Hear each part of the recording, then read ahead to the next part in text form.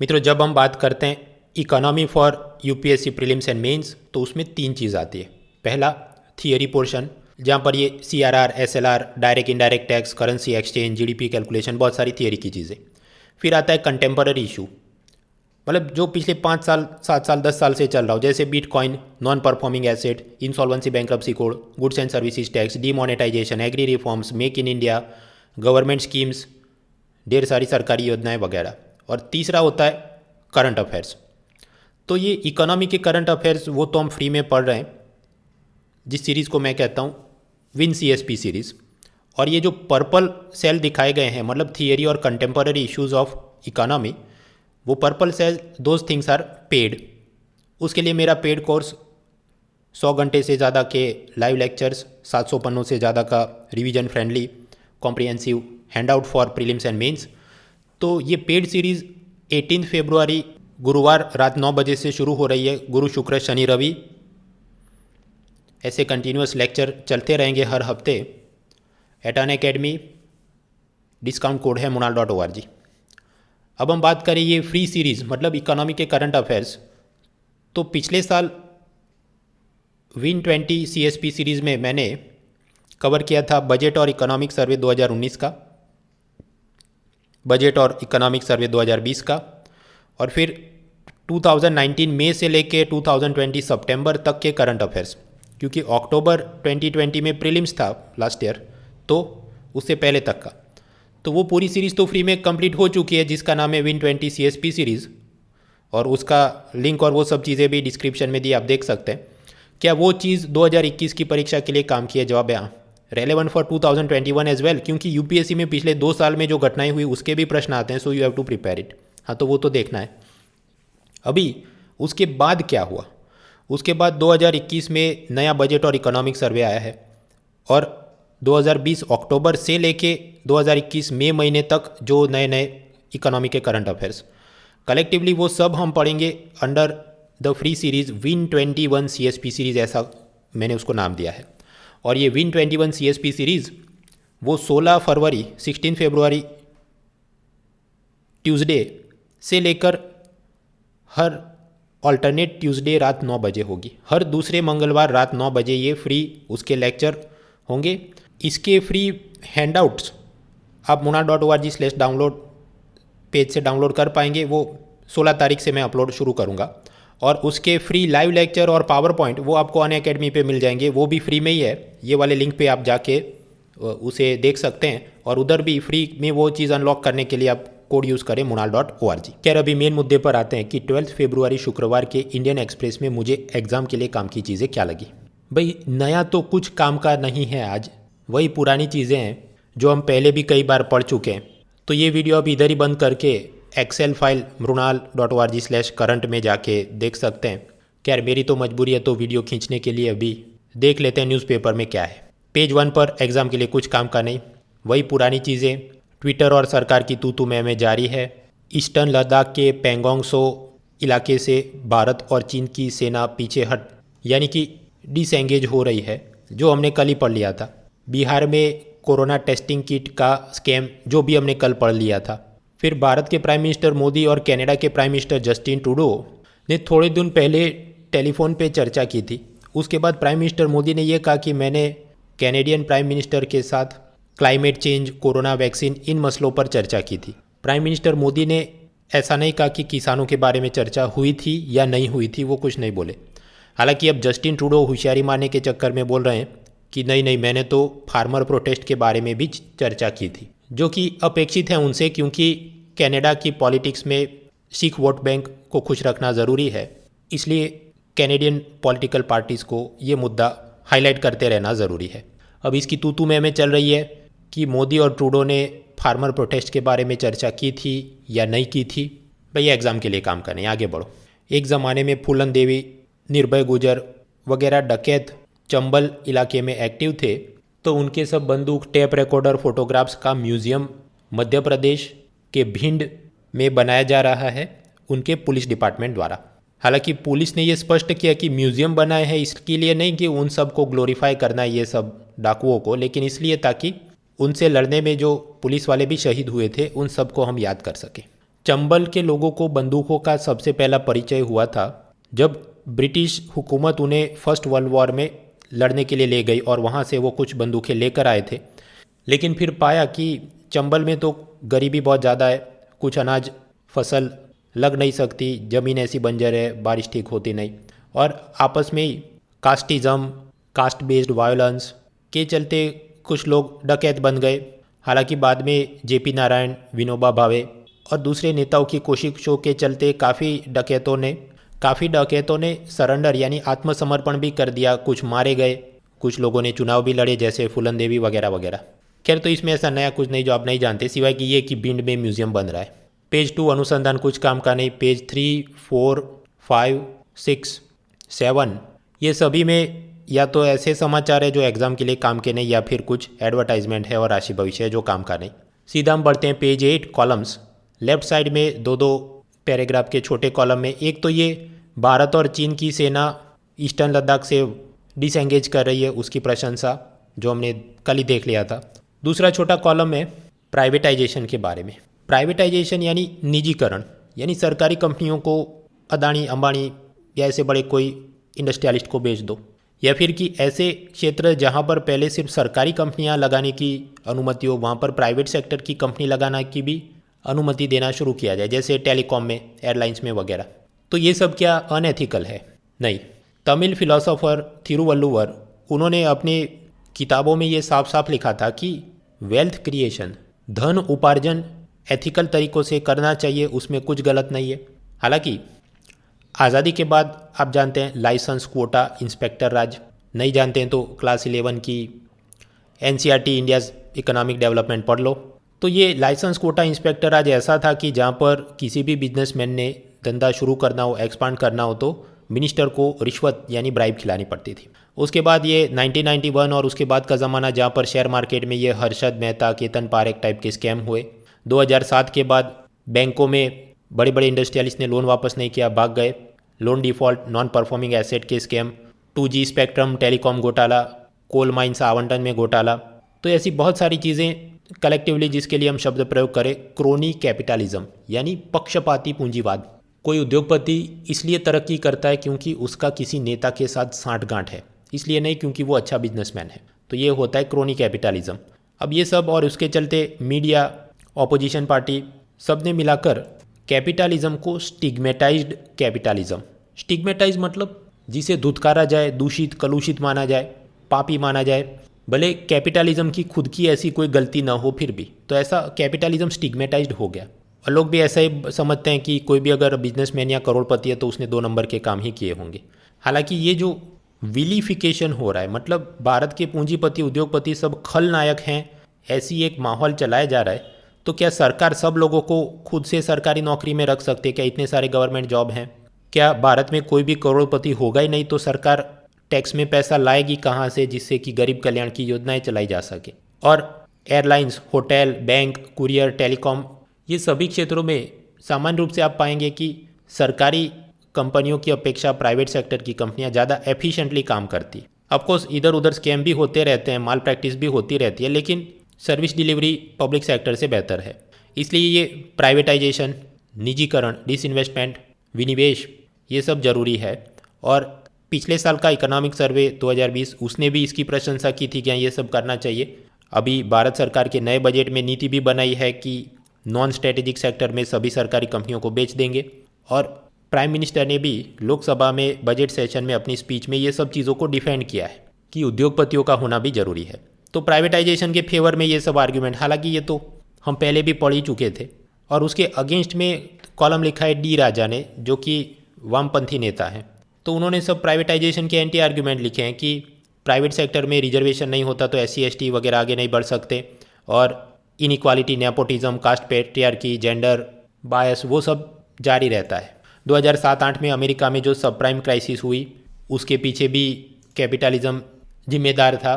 और कोरोना के दौरान हमने देखा कि कैसे private hospital, school, college, industrialist वो कितने लूट मचाते हैं। उनकी रॉबर बैरन मेंटालिटी एक्सपोज हुई।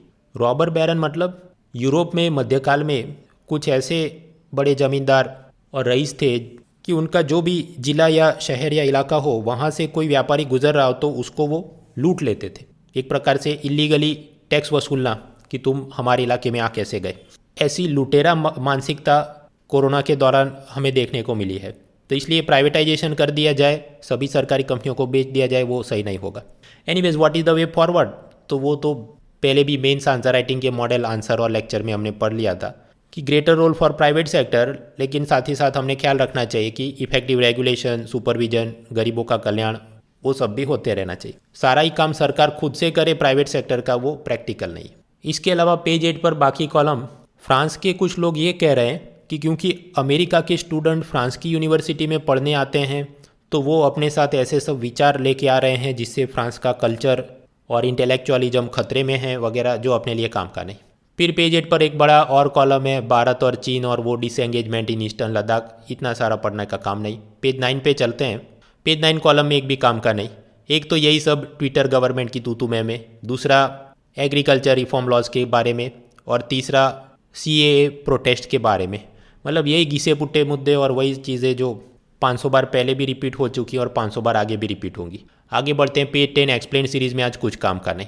एक तो इन्होंने बड़ी सी एक्सप्लेन सीरीज़ बनाई है कि कैसे ईस्टर्न लद्दाख में पेंगोंग सो में भारत और चीन की सेना डिसएंगेज कर रही है, और इतनी मोटी इन्होंने एक्सप्लेन सीरीज़ बनाई मित्रों, मेरा मॉनिटर में ये एक बार में पूरा आर्टिकल आ ही नहीं रहा है, मेरे को स्क्रॉल डाउन करना पड़ रहा है, फिर भी ये स्क्रीन बराबर है। भाई इतना 5000 शब्दों का निबंध कौन पूछने वाला है। आगे बढ़ो।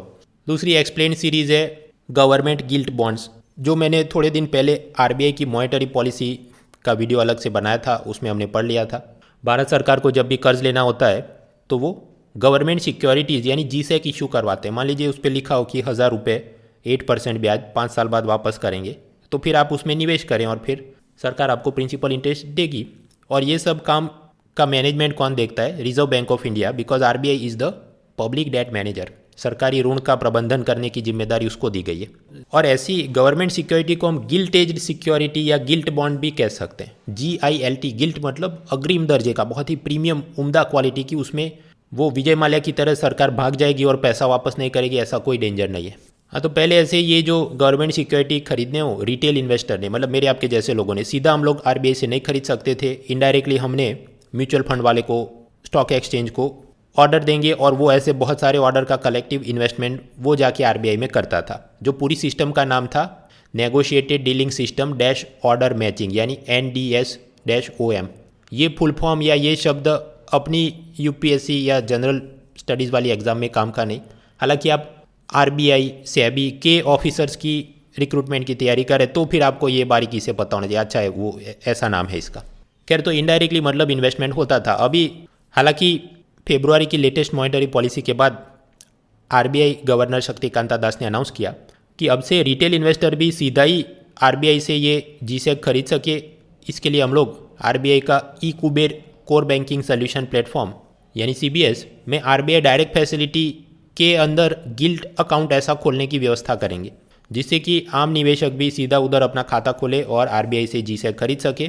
तो जो पहली बार फ्रेश में आप खरीदते हैं, जैसे हम लोग पेटी पैक गाड़ी मारुति के शोरूम से खरीदे तो उसे हम कहते हैं प्राइमरी मार्केट, और फिर वही गाड़ी आप दूसरों को सेकंड हैंड 5 साल बाद बेच दो, उसे हम कहते हैं सेकेंडरी मार्केट। तो इसी तरह आप वो जो आपने खरीदा खुद भी रख सकते हैं यानी प्राइमरी मार्केट, और दूसरे को भी बेच सकते हैं सेकेंडरी मार्केट। काम तो सब ऑनलाइन ही होता है, तो ऐसा नहीं हर चीज़ का फिजिकल एड्रेस अलग अलग है। Primary market, secondary market classification हम लोग इसलिए करते हैं ताकि इकोनॉमिस्ट उसका एनालिसिस कर सके कि नया कितना इशू हुआ, पुराना कितना रीसेल हो रहा है वगैरह। हाँ, तो इसमें फ़ायदा क्या है? क्योंकि सरकार लोन का पैसा विजय माल्या की तरह लेके भाग नहीं जाने वाली, तो रिस्क फ्री है और आपको ब्याज मिलता रहेगा। हालांकि क्योंकि रिस्क फ्री है तो कोई बहुत मोटा ब्याज वो ऑफर नहीं करें, मे बी 4%, 6%, 8%। तो आप अपने पास रखेंगे, आपको ब्याज मिलता रहेगा, और आप चाहें तो किसी और को रीसेल भी कर सकते हैं। अच्छा, रीसेल करेंगे तो क्या प्रॉफिट हो सकता है? भाई वो हो सकता है, डिपेंडिंग कि आपने कौन से प्राइस पे खरीदा था, कौन से प्राइस पे बेच रहे हो, और बेचने के बाद कितने साल तक रख रहे हो। इन सब के लिए होता है बॉन्ड यील्ड। बॉन्ड यील्ड क्या है? वो पिछले साल की मेरी Win20 CSP सीरीज़ के फ्री लेक्चर देख लो, उसमें मिल जाएगा। वो वापस पढ़ा के इधर ये 1 घंटे का वीडियो कर सकते हैं, लेकिन that is not the best use of time. जो चीज़ एक बार में पढ़नी है वो इधर से एक बार पढ़ लो और आगे बढ़ो। खैर, तो इसमें भी मतलब नया जानने का तो कुछ नहीं है, तो हमने पहले ही भी पढ़ लिया है। पेज 11 और 12 में भी या तो सरकारी विज्ञापन या Congress versus BJP, Trinamool versus BJP, rape, murder, custodial death, ऐसे ही सब समाचार कुछ काम का नहीं। पेज 13 पार्लियामेंट से समाचार, राहुल गांधी ने किसान बिल का क्या और कैसे विरोध किया, एग्जाम के लिए काम का नहीं। Parliamentary standing committee on labour, श्रम मामलों के लिए संसद की स्थायी समिति, उसने कल कुछ ऐसा कह दिया जो द हिंदू कॉलमनिस्ट को बिल्कुल अच्छा नहीं लगेगा। उसने ऐसा कहा कि मनरेगा बेस्ट स्कीम है, नो बेटर स्कीम देन मनरेगा for sustainable livelihood of unskilled workers. मित्रों, 2005 में Mahatma Gandhi national rural employment guarantee act बना, जिसके अंतर्गत 2006 से ये मनरेगा स्कीम शुरू हुई। उद्देश्य क्या है? गांव में रहने वाले सभी वयस्क लोगों को 100 दिन का अनस्किल्ड वर्क सरकार द्वारा दिया जाएगा कि गांव में कोई तालाब खोदना है, आंगनवाड़ी केंद्र बनाना है, वगैरह वगैरह।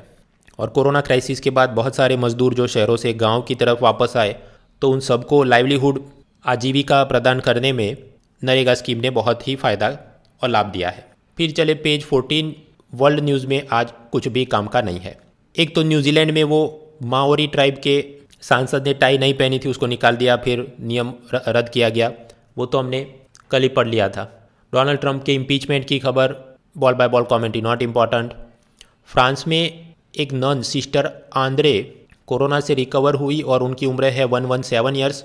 तो यूरोप की सबसे बुजुर्ग महिला है भाई, अपनी एग्जाम के लिए ये जनरल नॉलेज काम का नहीं।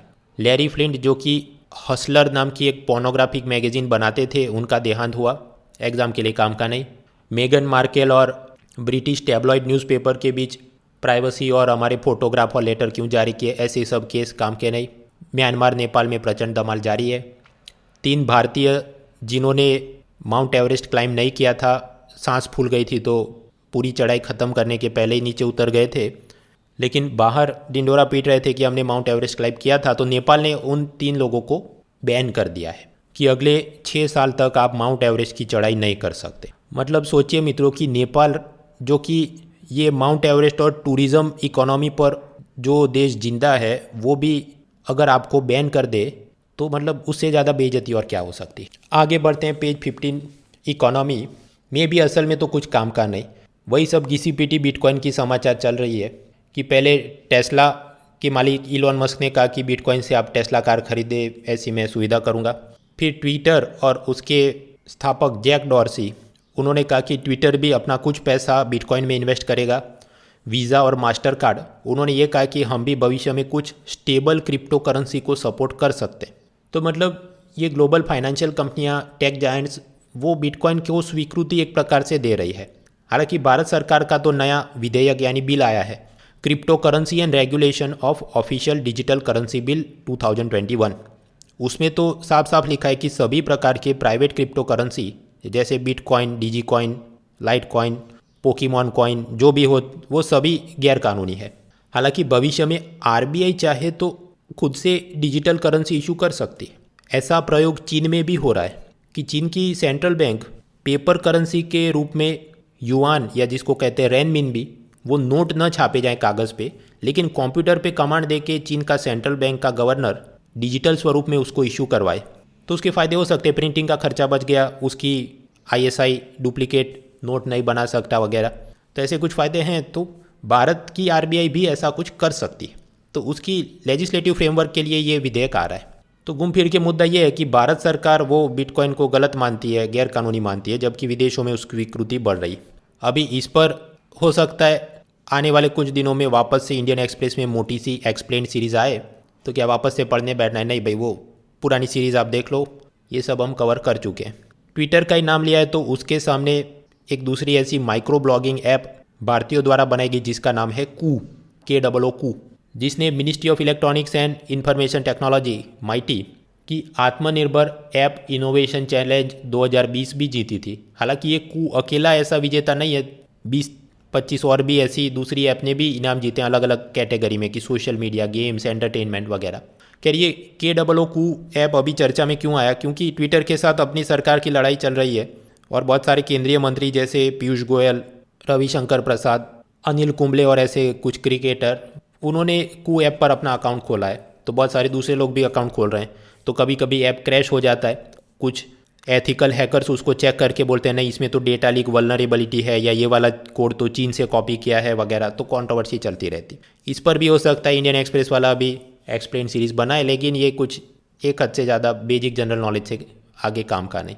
कोरोना क्राइसिस के दौरान एरोप्लेन कंपनियां ग्राहकों को लूटे नहीं, खासकर ऐसे टाइम पे जब व्यक्ति अपने वतन वापस जाने के लिए डेस्परेट हो।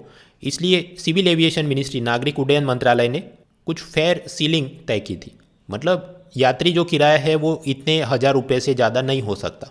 तो ऐसे कुछ नियम बनाए गए थे। हालांकि अब धीरे धीरे कोरोना से हम बाहर निकल रहे हैं अनलॉकडाउन की तरफ, तो एयरप्लेन इंडस्ट्री कंप्लेन कर रही थी कि हमको भी थोड़ा एरोप्लेन का फेयर्स किराया बढ़ाने की छूट दी जाए, तो सरकार उसको थोड़ा रिवाइज़ कर रही है। तो अभी पुराना किराया कितना था, नया किराया कितना है। एयर टिकट प्राइजेस की ball by ball committee, not important, आगे बढ़ो। उत्तराखंड में फ्लैश फ्लड हुआ तो उसमें एनटीपीसी नाम की सरकारी कंपनी और उनका हाइड्रो पावर प्लांट के साथ ये वाला टनल था या कुछ, और उसमें सही इन्फॉर्मेशन नहीं दिया करके उत्तराखंड राज्य सरकार और केंद्र सरकार की तू में चल रही, जो एग्जाम के लिए काम की नहीं। आगे बढ़ो। पेज 16 स्पोर्ट्स, उत्तराखंड का ही नाम लिया तो उधर उनकी जो state senior man cricket team में टीम के कोच, उत्तराखंड क्रिकेट एसोसिएशन के सेक्रेटरी यानी सचिव और कुछ खिलाड़ियों के बीच आपस में तू में चल रही है कि ड्रेसिंग रूम में ही मौलवी को बुलाया गया और उससे नमाज़ पढ़वाई गई, और फिर सामने की ये जो सेक्रेटरी हैं वो अपने फेवरेट लोगों को ही क्रिकेट टीम में सिलेक्ट करवाना चाहते हैं जो असल में डिज़र्विंग नहीं है। ये सब लड़ाई झगड़े में क्रिकेट कोच ने इस्तीफा दिया वगैरह। मित्रों, ये सब चीज़ें एग्ज़ाम के लिए कुछ काम की नहीं।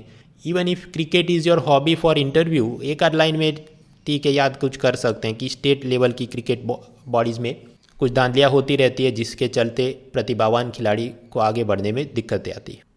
तो ये था शुक्रवार का न्यूज़पेपर।